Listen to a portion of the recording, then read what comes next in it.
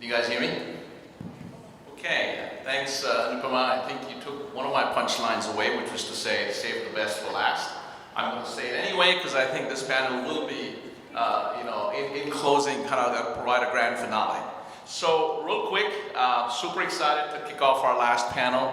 I promise you'll hear from many of us after this panel as well. And a little bit of an incentive, there's an open bar that we've set up a tab on right here at MBS, and if you pay attention during this, there's a quiz, you answer the question, you get a couple of free drinks. So somehow the room looks a little bit more fuller now, which is awesome, which means we have a lot more participation. So thank you for sticking with us, and we'll make this fun and interactive. So a couple of quick housekeeping questions. One, please keep the the questions coming in Pigeonhole, because we're tracking that actively. And then second, just specific to some of the human capital initiatives, the subcommittee, the co-chair have a point of view paper that's being put out. It is now available. You can just scan it to the QR code, and there's a really strong, good point of view that we encourage you to read as well. Okay, so real quick intros, and then we'll get the panel started. I'm Anindo Dutta. I'm a partner at EY, responsible for our digital transformation and ecosystem practice, responsible for Asia Pacific as a region. For me personally, just moved here from New York, so it's amazing to see how we can have so many physical touch points in one afternoon when everything in New York is pretty much shut down, right? Restaurants and all of that stuff. So it's great to be here in Singapore in kind of a safe environment, and great to be facilitating this panel. Let's meet the panelists. So real quick, I'll go on my right, starting with Jennifer. Jennifer's the HR Director for Baxter Southeast Asia Cluster and Global Functions in APAC. She has over 16 years experience in medical devices and consulting industries across APAC. Commercially minded, results-driven, strategic HR business leader, specializing in HR strategy and planning. To her right is Nitin. Nitin is a human capital leader at Deloitte, Southeast Asia, within the workforce transformation and leadership practice. He has more than 20 years experience in the field of leadership and talent development, coaching, counseling, and worked with various organizations in the US and in APAC. And to his right is Dipali Jain. Dipali leads the Singapore business of LHH, which is Lee Hecht Harrison. Many of you may know them. Is a part of the global leadership team there, driving strategy, innovation, and transformation of the organization. So welcome, team. I think we're ready to rock and roll. Perfect. Okay, let me start. So just to frame the discussion, we thought we sat through the other four panels, and while there were really good discussions, we kind of wanted to set this up a little differently. No surprise. And we thought it's been a while since many of us have been to business school, so let's set this up as a case study. Right? A case study that we can do in 27 minutes, kind of verbally here. So we're going to do some role playing. I'm the business unit leader. I've got some very specific business challenges to meet. I've got some workforce challenges that our expert consultants from the Big Four and other companies will advise us on. So let me kind of set the stage up. So welcome, team. It's great to have you advise the board on some of the workplace challenges that we see coming out of COVID. In the last year, we've had a variety of different kind of patterns. Exactly 12 months ago, we had a massive emergency.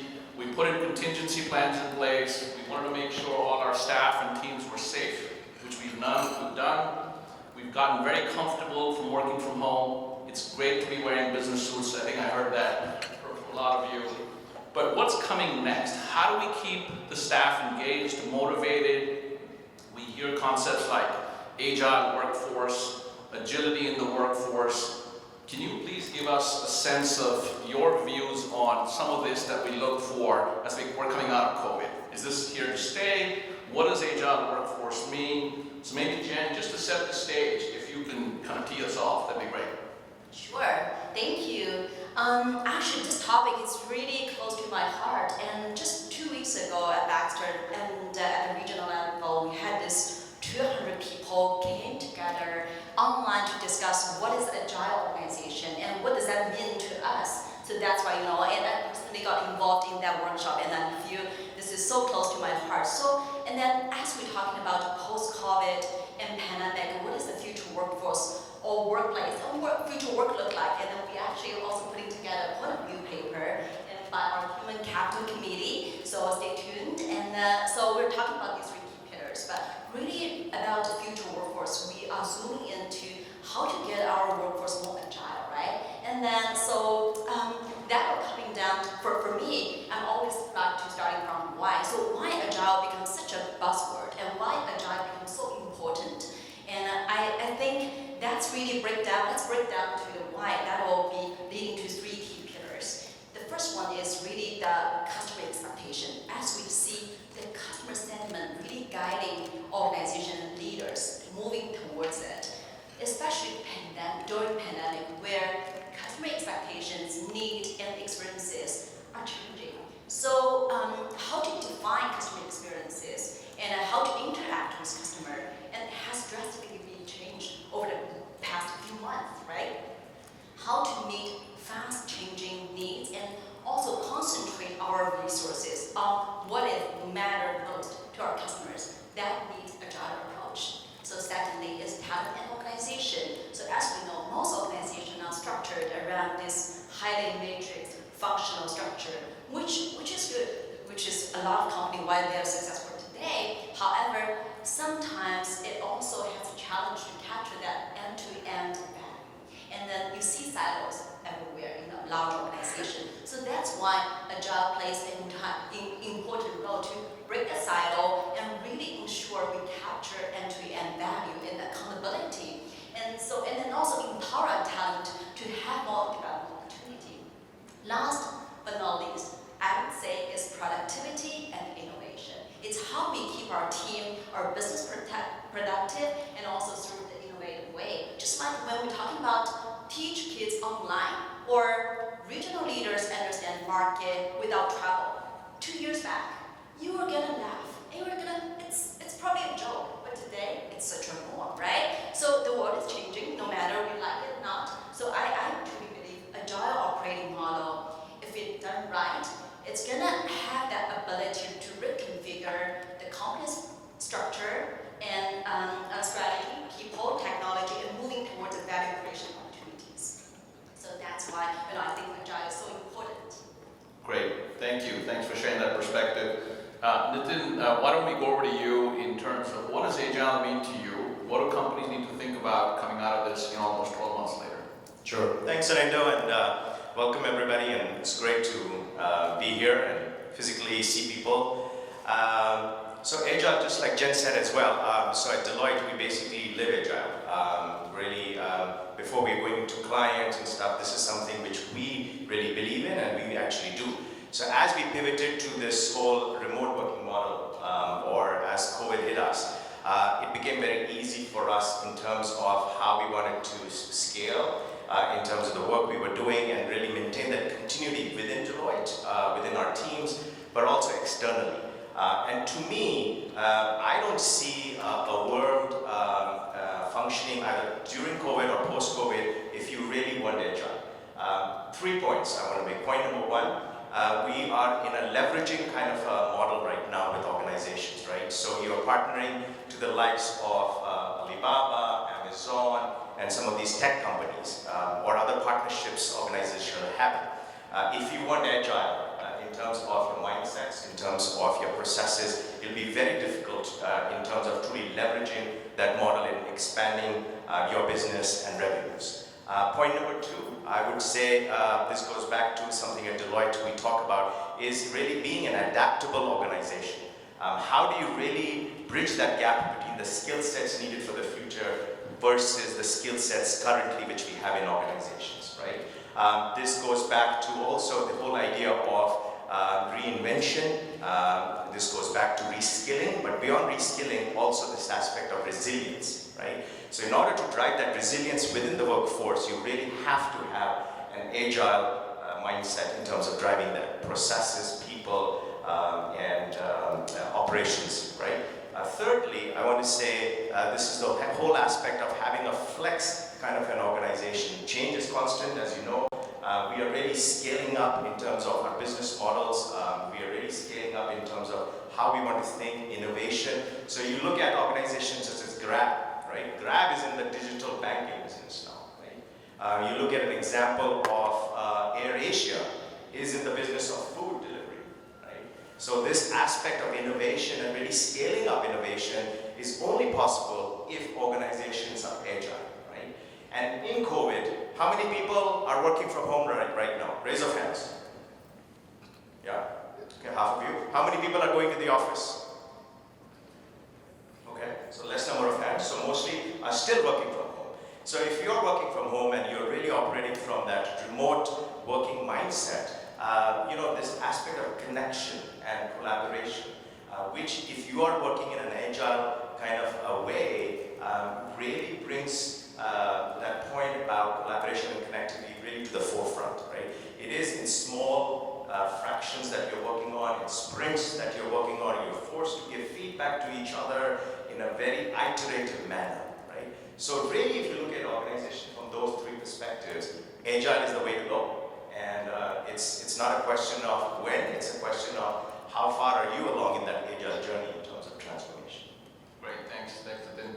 Dipali, we're wondering, we talked about a couple of different facets of agile, but what about the elements around culture? And I know you've done a lot of work in your organization. How do you do culture building with this agile workforce? And just if you can share some perspectives.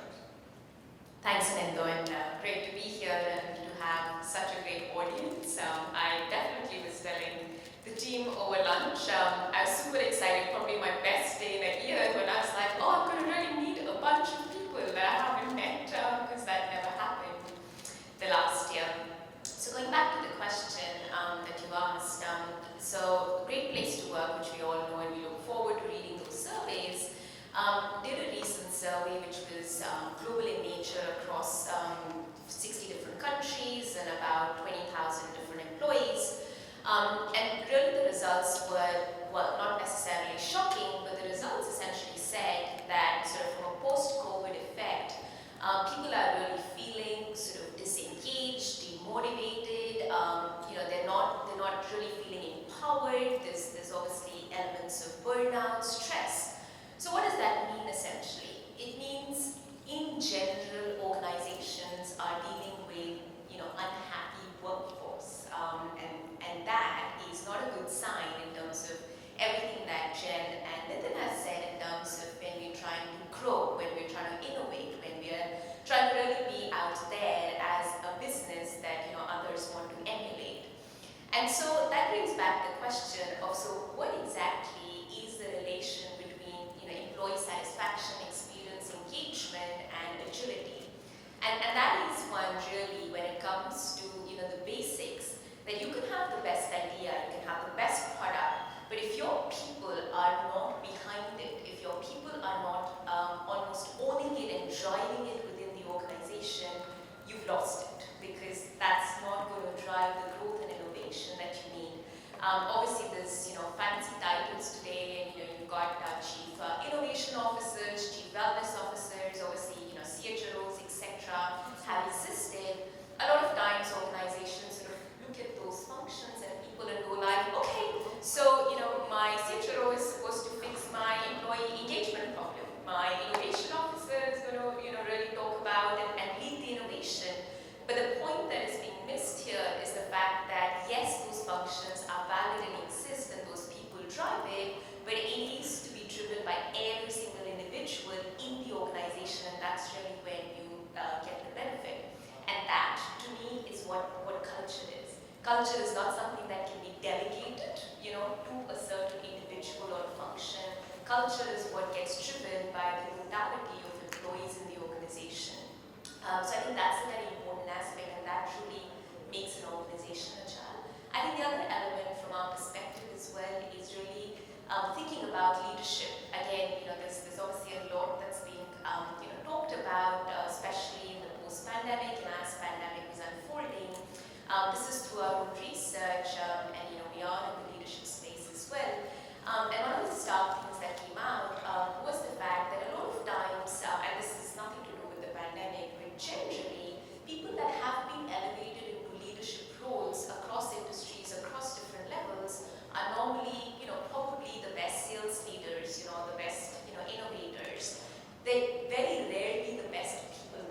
course. And actually, what exactly is leadership? Leadership is really about bringing people along on a journey. And so that sort of is the big question, which is, do you need to think about different ways in which, you can have a coexistence of people that are the best salespeople and bring the numbers and the best innovators, but actually also have people that are, dually the right people to lead your teams, to lead your people into the future, so the organization can sort of grow and be that innovative force that you need it to be. So I think that's a good perspective that I like. Great, thank you for that. And just a little bit of perspective from our organization. We found if you put the right culture strategy, the purpose, the vision, it actually, at least for now, for us, has survived the pandemic, right? It's a long-term play. It's typically driven and endorsed by the board, driven by the CEO. For us, it's about building a better working world. So thanks for sharing the perspective. Appreciate that. Okay, so this other question is interesting, and we debated because this morning, for those of you who were on the virtual session, there was a lot of talk around digital transformation. What does that mean for the workforce? We were all able to be productive, which is all true. But the question then becomes longer term, is digital the right media to sustain us? Is it an enabler? What are some of the challenges we're going to face? So Dipali, maybe let's start with you. We go the other way. What is your view on digital as an enabler when it comes to kind of the future of work, if you will? Yeah, today was all about that. I definitely was there virtually in all the sessions. Some great conversations going on from Pymetrics and talking about like how HR skills in digital has a way to play. To Pizza Hut and how they've really tied the people culture and the digital elements to really have that growth in the time of disruption.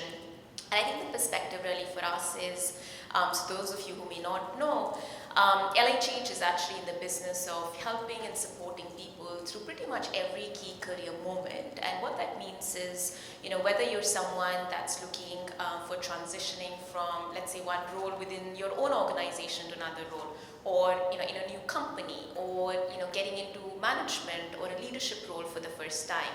And so these are all sort of key career moments that more or less every one of us go through, through our career life cycle. And being in existence for about 50 years now, when we started off, a lot of that was really about human connection. So it was built on the foundation of coaching, which is really the fact that we have a huge bench of coaches, and our coaches are going to work individually with each of these people to really understand and assess where they lie, what are their passions, what are their strengths, what are they looking for, and essentially help them move along. Sort of, fast forward, and since about the last, I would say 4 or 5 years, that's really where there's been a fundamental shift in terms of not losing the human connection, but the fact that there's a lot of digital that we've brought into what we do. And examples of that are really using AI as an example, where we have an AI engine that is actually able to sort of assess a person's sort of skills, passion, interests, and actually identify what sort of roles might they be best suited for. Similarly, an AI-driven platform that can help connect through sort of different job boards. Or the fact that, again, coming from our heart of coaching, it is really about bringing digital coaching to the masses. So again, for those of you who know, for the longest time, coaching has been for the elitists, right? But that's actually not what is right in some sense, because everybody can be better. And so through all of those aspects, what comes back though is the fact that digital and human sort of lie hand in hand, and there is a very strong connection. Every time we speak to our customers and to the people that are going through the journey, what is also interesting is they all compliment us about the technology to say that was a great enabler, but really the words of enthusiasm and the thankfulness or gratitude that they feel is about the human connection. They talk very strongly about what the coaches brought to them on their journey. So I think that's the perspective, just sort of inward looking to what we're doing in terms of really, how still technology has a huge element to play to bring the efficiency, productivity, and the experience to life, but you can never take away the human connection. Got it. Thank you. Okay, Nitin, maybe we'll go to you, and a slight twist, but the same theme. Is there such thing as the digital overload, and are we dealing with that already, and how do we cope with some of that? Yeah, so I'll answer the first question first. So is technology the right platform? Absolutely. So the three scenarios I talked about earlier, you cannot leverage partnerships and cannot leverage organizations if you don't have technology. You can't become an adaptable organization if you don't have technology. You can't scale and innovate if you don't have technology, right? So definitely, for me, it is a must. And if you look at even the COVID scenario and what we've been able to achieve in terms of just safety and health, it has all been because of technology. So absolutely, it's the right platform, and and I think it's just going to even do amazing and better things as we move towards 2021 and beyond. To your point about is it an overload and so forth? So I'm just going to echo what Jen was or what Dipali was mentioning. So at Deloitte, we do this Human Capital Trends report every year. It's the largest longitudinal study with close to about 50,000 organizations worldwide, globally. And two things came out from that. Really this aspect of belonging and this aspect of connection were really two important things which came out from the study. Most organizations, most employees said that given the scenario where we are in terms of the pandemic, these are two things which are really, really important. As we are working remotely, as we are really not meeting face-to-face as much, this aspect of connection and this aspect of collaboration or this aspect of a sense of belonging is very, very pivotal. The second aspect, which, and some of you know I'm very passionate about diversity and inclusion, that was something which came out very clearly as well. So as we are looking into scaling organizations and innovating and so forth, how do we maintain that aspect of inclusivity as we are looking into maintaining or having a diverse workforce? So I feel that aspect of what Dipali talked about, it's really a polarity here between the human connection and technology. It is a combination of both, but how much do we use in what context, that is very relative to each organization as well. But talking about the overload, of course, there's negative aspects of it. We are always on, right? We are always connected, and we talked about that earlier as well, where that well-being is being really affected. And so this whole aspect of technology detox, and some organizations are already doing that, where they're giving time off either on Fridays where they say no meetings, or they're really saying to folks that take this opportunity. I think Marriott and there's another organization who's doing this as well, where they have this concept of workplace marketplace or talent marketplace, where they can give that opportunity to reskill, an opportunity to develop the employees on a certain skill.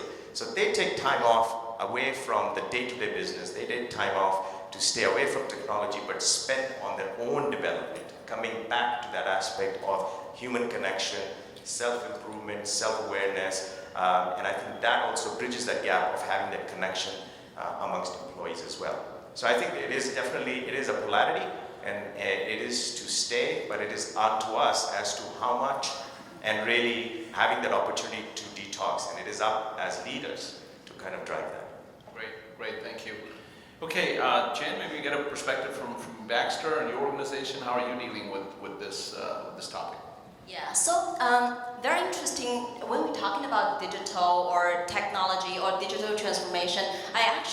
Recently I was in another panel, and then I think, I saw Alyssa here from CCL, so we were on that panel discuss, digital transformation. And I really like the paper that CCL putting together. I got great influence from that paper, and we actually talking about how we really think, looking at two different angles. There's the technology, which is more enabler, right? Enabler, and then to ensure and enhance experience of our customers or employees or a client. But there is digital transformation, which is actually, it's not about technology. It's about how we embrace technology and leverage the opportunity of technology, and then we'll leverage that into the new business model, new operating model that tied back to the organization goals or vision that we created. So I think that piece is very beautiful about digital transformation, how we add value. So I just give one example which we had at Baxter.